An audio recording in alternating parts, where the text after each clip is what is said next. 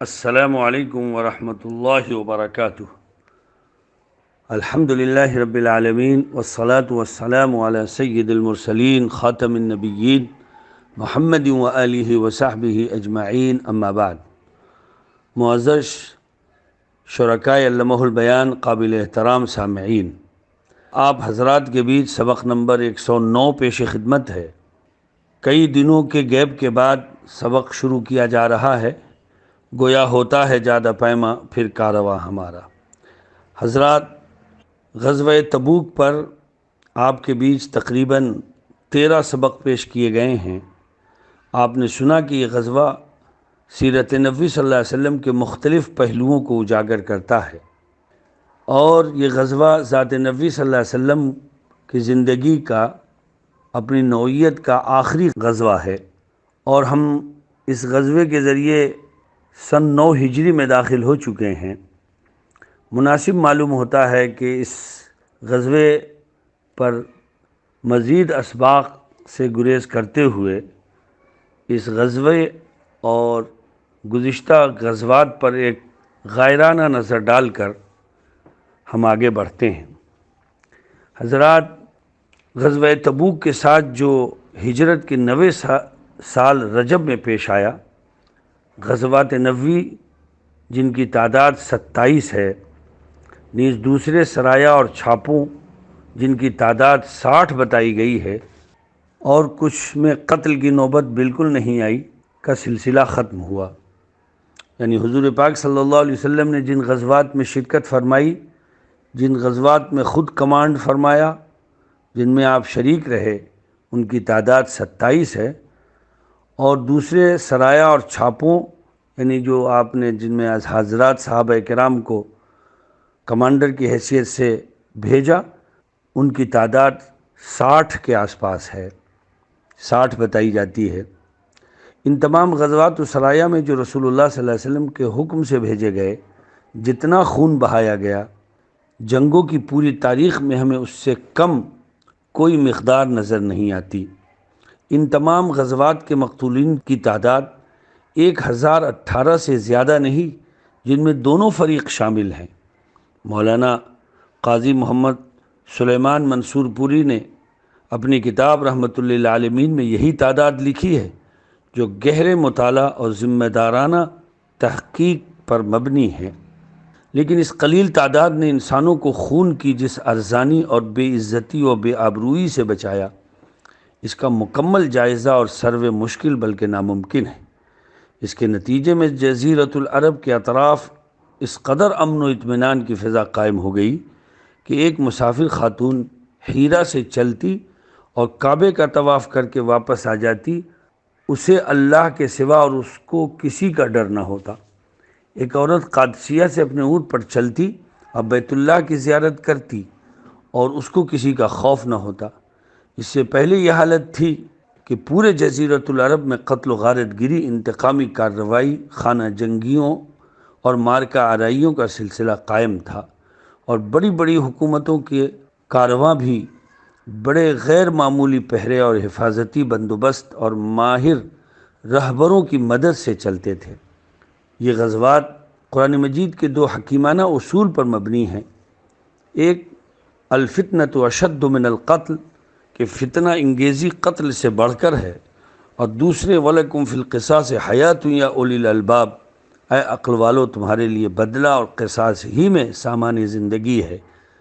ان کی وجہ سے نوع انسانی کا بڑا وقت بچا، اور اصلاح حال اور خطرات کے سدباب کی ان طویل کوششوں اور مسلسل محنتوں کی ضرورت نہ پڑی جو اکثر بے نتیجہ رہی ہیں۔ اس کے علاوہ ان غزوات پر جن اخلاقی تعلیمات اور مشفقانہ ہمدردانہ ہدایات کا سایہ اور پرتو تھا، اس نے ان کو انتقامی کارروائی یا غصے کی آگ بجھانے کے بجائے تادیبی کارروائی اور ہدایت و فلاح کا سامان کرنے کا ذریعہ بنا دیا تھا۔ چنانچہ جب رسول اللہ صلی اللہ علیہ وسلم کسی لشکر کو روانہ فرماتے تو اس کو یہ ہدایت دیتے کہ میں تمہیں اللہ سے ڈرنے اور جو مسلمان تمہارے ساتھ ہیں ان کے ساتھ اچھے برتاؤ کی نصیحت کرتا ہوں۔ اللہ کے نام پر قتال کرنا، اللہ ہی کے راستے میں اس سے قتال کرنا، جس نے اللہ کے ساتھ کفر اختیار کیا، غداری نہ کرنا، مال غنیمت کی چوری نہ کرنا، کسی بچے، عورت اور اذکار رفتہ بوڑھے یا کسی معبد میں بیٹھے ہوئے گوشگیر کو قتل نہ کرنا، کسی کھجور کو ہاتھ نہ لگانا، کسی درخت کو نہ کاٹنا، کسی عمارت کو نہ گرانا۔ جہاں تک اس جنگی کارروائی کی کامیابی اور سرعت کا تعلق ہے، اس کا اندازہ اس سے ہو سکتا ہے کہ 10 سال کی مختصر مدت میں جزیرۃ العرب کا تقریباً 274 میل مربع روزانہ اسلام کے زیر نگی آتا گیا۔ حضرات سنیے، 10 سال کی مختصر مدت میں جزیرۃ العرب کا تقریباً 274 میل مربع روزانہ اسلام کے زیر نگی آتا گیا۔ مسلمانوں کے جانی نقصان کو دیکھا جائے تو مہینے پر ایک آدمی کا اوسط پڑتا ہے۔ دنیا میں بہت سی جنگیں ہوتی ہیں اور ہو رہی ہیں، یہ سلسلہ تو جاری رہے گا، لیکن آپ اندازہ لگائیے کہ 10 سال میں ایک مسلمان کا اوسط پڑتا ہے، ایک آدمی، ایک انسان کا اوسط پڑتا ہے۔ 10 سال مکمل نہیں ہونے پائے تھے کہ 10 لاکھ مربع میل اسلام کے زیر اقتدار آ چکے تھے۔ اس کا موازنہ 2 عالمی جنگوں، جن میں پہلی جنگ 1914 سے 1918 میں ہوئی تھی اور دوسری جو 1939 سے 1945 میں ہوئی تھی، سے کیجئے تو آپ کو اس فرق کا صحیح اندازہ ہوگا۔ انسائکلوپیڈیا برٹانیکا کے فاضل اور محقق نامہ نگار نے اس موضوع پر جو کچھ لکھا ہے، اس سے معلوم ہوتا ہے کہ اس پہلی عالمی جنگ کے مقتولین کی تعداد، یعنی اس پہلی عالمی جنگ میں جو لوگ مارے گئے، قتل کیے گئے، ان کی تعداد 64 لاکھ بتائی جاتی ہے، جو 1914 سے 1918 تک ہے، اور دوسری عالمی جنگ کے مقتولین کی تعداد 3.5 کروڑ سے 6 کروڑ کے درمیان بتائی جاتی ہے، جو 1939 سے 45 تک۔ اندازہ لگائیے کہ ایک طرف یہ عالمی جنگیں ہیں اور دوسری طرف حضرت محمد صلی اللہ علیہ وسلم کا پرامن انقلاب ہے، جو 10 سال میں صرف 1018 لوگ اس دونوں طرف سے، مسلمانوں کی طرف سے بھی اور ان لوگوں سے بھی کی طرف سے بھی کہ جن سے مسلمان لڑے، صرف 10 سال کے عرصے میں 1018 کی تعداد میں لوگ کام آئے، جبکہ ان 2 عالمی جنگوں میں کروڑوں میں انسان مارے گئے اور قتل کیے گئے۔ الغرض ان دونوں جنگوں نے، جیسا کہ سب جانتے ہیں، انسانیت کی کوئی خدمت انجام نہیں دی، انسانی سوسائٹی کو ان سے تھوڑا یا بہت کسی درجے میں فائدہ نہیں پہنچا، بلکہ آج تک جو سلسلہ دنیا میں کشت و خون کا لگا ہوا ہے، انہی دونوں عالمی جنگوں کا پیدا کیا ہوا وہ نزاع ہے جس کا سلسلہ بند ہونے کا نام نہیں لیتا حضرات۔ بہرحال قرون وسطیٰ کی تحقیقاتی عدالتوں اور کلیسا کے ظلم و ستم اور مذہبی استبداد کا جو لوگ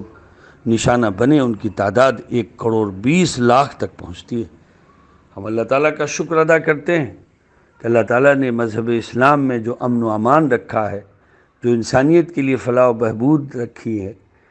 اور انسانیت نوازی جو اسلام کے اندر موجود ہے، اس سے اسلام اور اہل اسلام کو اسلام کی نشر و اشاعت میں کوئی بہت بڑی مار کاٹ نہیں کرنی پڑی، بلکہ لوگ اخلاق اور مسلمانوں کے کردار و کیریکٹر کو دیکھ کر اور اسلام کی تعلیمات کو دیکھ کر اس کے حلقہ بگوش ہوتے گئے، اور الحمدللہ یہ اسلام کی کرنیں ساری دنیا میں پہنچی اور ساری دنیا کو منور کر گئیں۔ اسی پر آج کا درس میں ختم کرتا ہوں۔ دعا ہے کہ اللہ تعالیٰ اس سلسلے کو قبول فرمائے اور ہم سب کے لیے بلندی درجات کا ذریعہ فرمائے، اور ہم سب کی طرف سے حضرت محمد صلی اللہ علیہ وسلم پر اللہ تعالیٰ کروڑوں کروڑ درود و سلام نازل فرمائے۔ آمین ثم آمین۔ السلام علیکم ورحمۃ اللہ وبرکاتہ۔